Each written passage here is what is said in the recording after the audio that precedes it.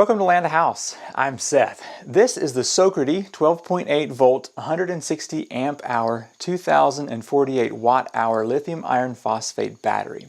This was sent to me for this review, so in this video we're going to be testing the voltage, hooking it up to the charge controller to get a full charge, and then do a discharge test to see how well this thing performs. So let's go ahead and get started. Let's unbox this battery to see what all is in the box. So it's got your typical foam. Looks like it's wrapped in some clear wrap here. There's an instruction manual. Let's see if I can get this out of here.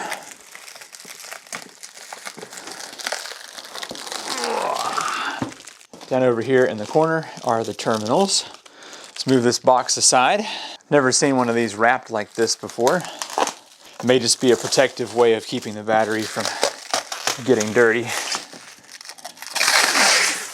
So the product has the battery itself, the terminals, and then the instruction booklet. Let's take a little tour around the battery real quick. You've got this webbing carrying handle up here, which if you need to, it can be detached right there. I'm going to leave it here because it's easier to spin around with that. You've got your positive and your negative terminals over here, and those do have the little plastic covers on them for shipping. So you can just pull that off and access your threads there. Keep it on for now. And on the front you've got the Sokerdy logo with lithium iron phosphate. And then if we spin around over to this side, so we can see all the information here. So it's 160 amp hour, 12.8 volt, 2000 plus cycles. And so if you look here, it's got a nice little chart that will show you at 2,000 cycles, it's 100%, 3,500, 80%, 6,500, 50%. And if we move down here, you can see that 2,048 watt hours. You're going to charge this thing but anywhere between 14.2 and 14.6. So we'll probably do a 14.6 on our initial test here.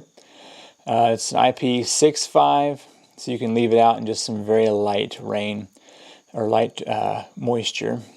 And right here we've got the size 330 by 172 by 220 millimeters. The included instruction manual has lots of information that's really handy. Picture of a battery.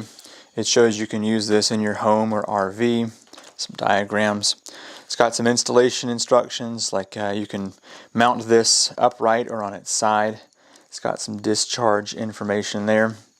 It's nice to have charts, but I don't see this battery on here. 150 amp or 200 amp, so this 160 seems to not be on here.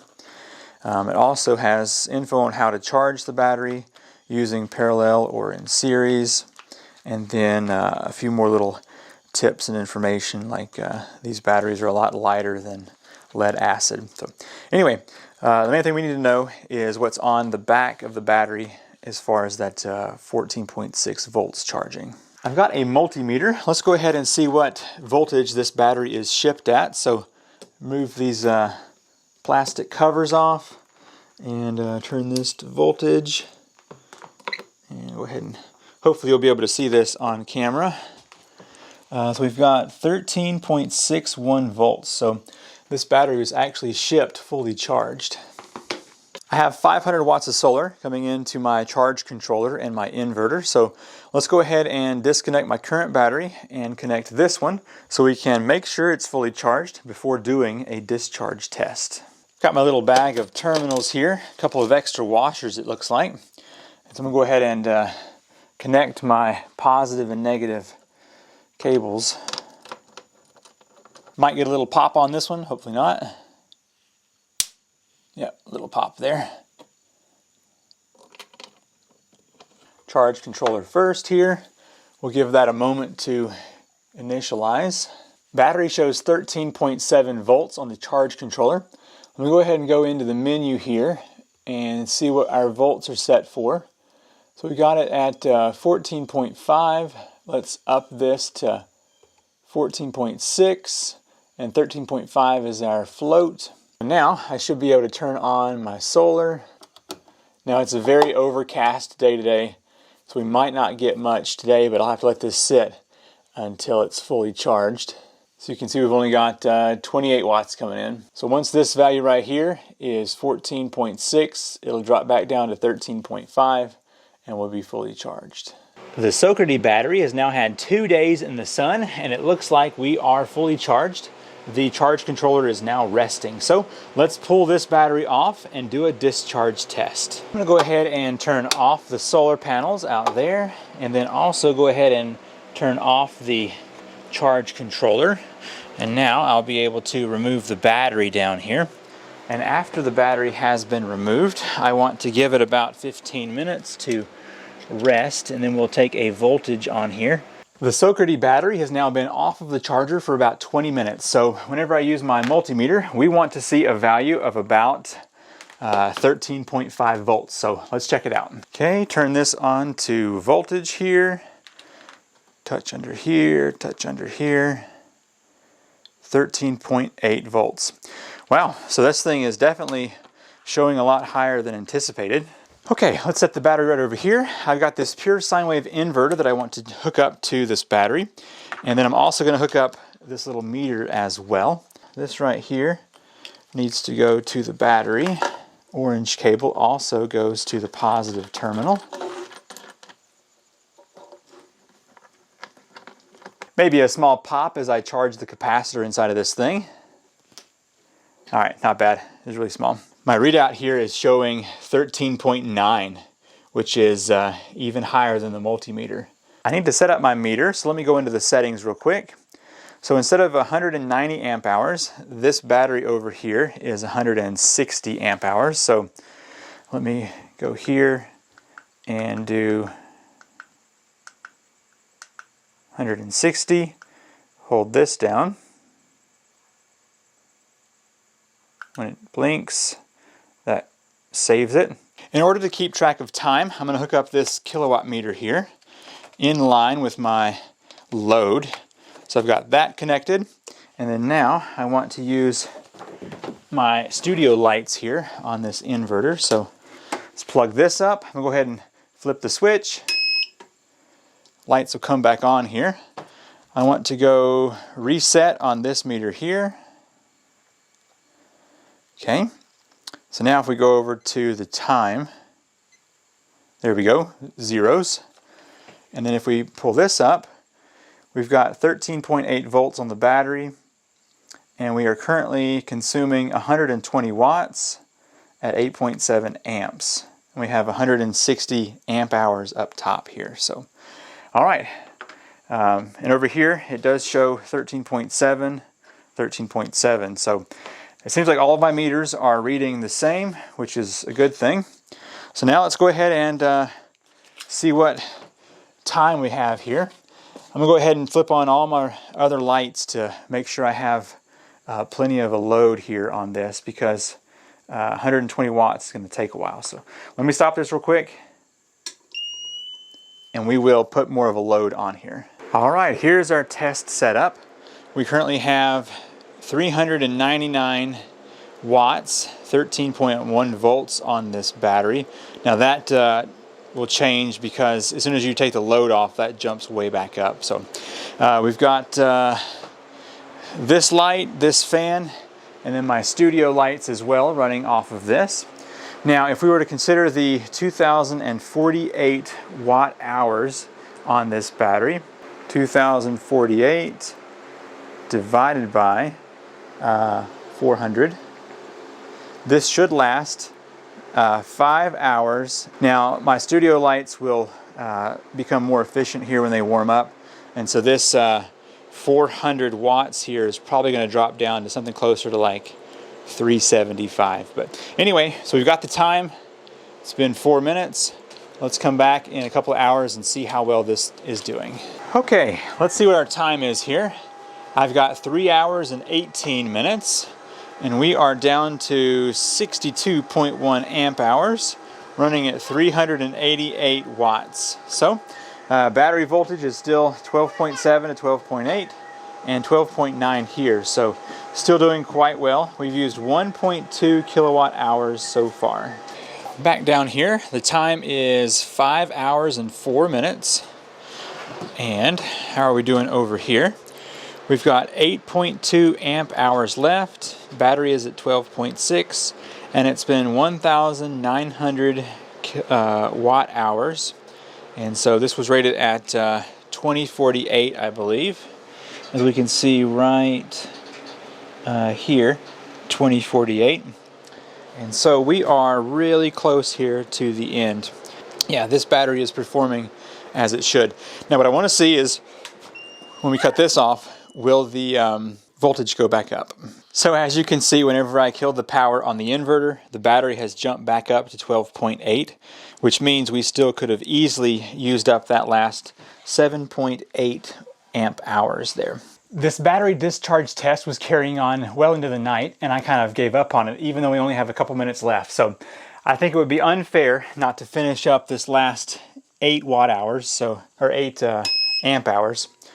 So let me flip everything back on again. That's bright.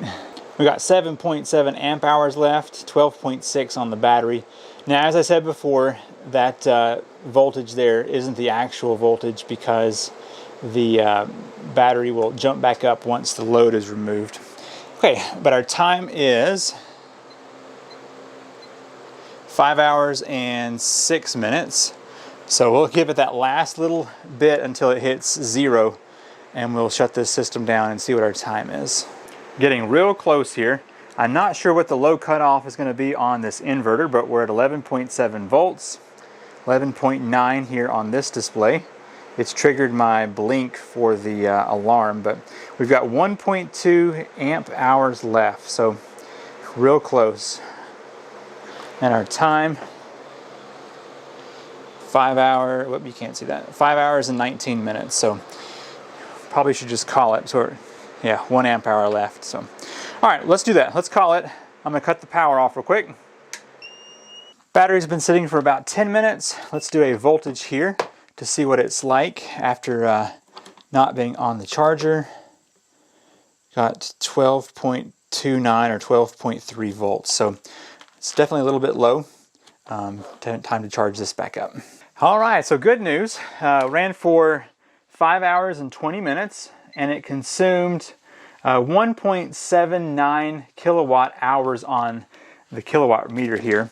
But on my little meter right here, it had 2 kilowatt hours. The inverter was using some power that this would not have been reading. So I think that 2 kilowatt hours is where we're at. So if you do the math on that, we were running basically 380 watts for the full time there. So let's just say 2,048 watt hours divided by 380 watts would be 5.4 hours. So we actually ran this for 5 hours and 20 minutes.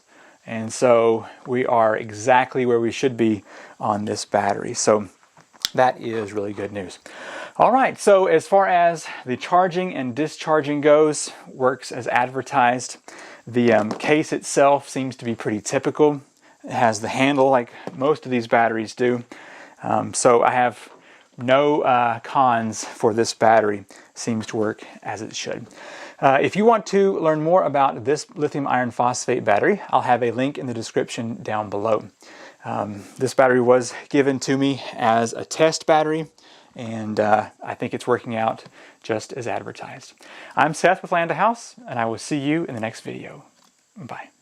After completing the charge and discharge test of the Sokerdy battery, the company reached out and said they would like me to open this battery up and show you the inside. So that's what I'm going to do. I've got my saw here, I've got some safety goggles, and some ear protection just in case this is loud. And I figured I would just cut right here along this seam and show you what's inside of here. The company seemed quite confident in their build quality. So, all right, the battery has been good, and hopefully maybe I can save the battery cells and give it to someone who can use them outside of this container.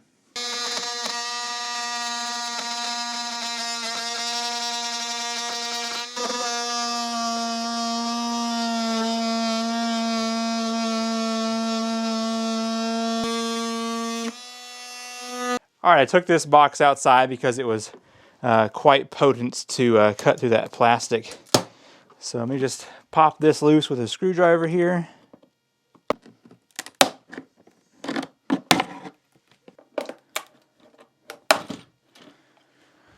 Okay, there we go. Got things loose here. I managed to get the top off here, and it looks like my cut was a good spot because I just missed the top of the battery. So first thing I'm seeing here, it's got 6-gauge wire. That is nice for this 12-gauge battery. There is a good bit of insulation down in here that is keeping the battery from moving around. I've actually had some batteries where I could feel movement inside of here, so it's nice to have that. And it seems like everything has been perhaps epoxied down in there, so this thing is not going to come out easily, so I'm going to leave it as it is right here. But anyway, from what I can tell, it is on there nicely.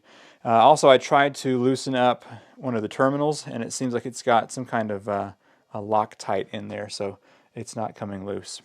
All right, well there you go. That's the inside of this battery.